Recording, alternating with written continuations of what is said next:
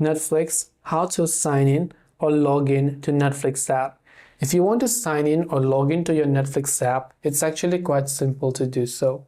You can open up the Netflix app and this is the type of interface you will see. Make sure you've downloaded the application from your Play Store or your App Store. Now, if you don't have an account, you can tap on Get Started to go ahead and then create your account. But if you already have an account, from the top right hand side, you can see the sign in button, so just tap on it.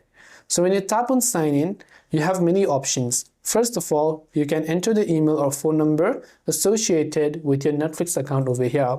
Next up, you want to go ahead and then type in your password.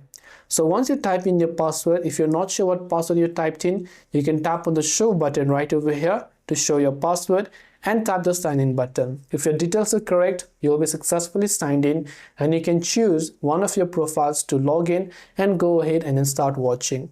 You can also use a sign in code. So it will send a code instead of using your password to your email, where you can simply go ahead and sign in. If you forgot your password, you can tap on forgot password button to reset it using your email or phone number. These are the ways on how you can sign in or log into the Netflix app. I hope the video helped you. If you have any questions, feel free to leave them down. Thanks for watching and see you in the next video.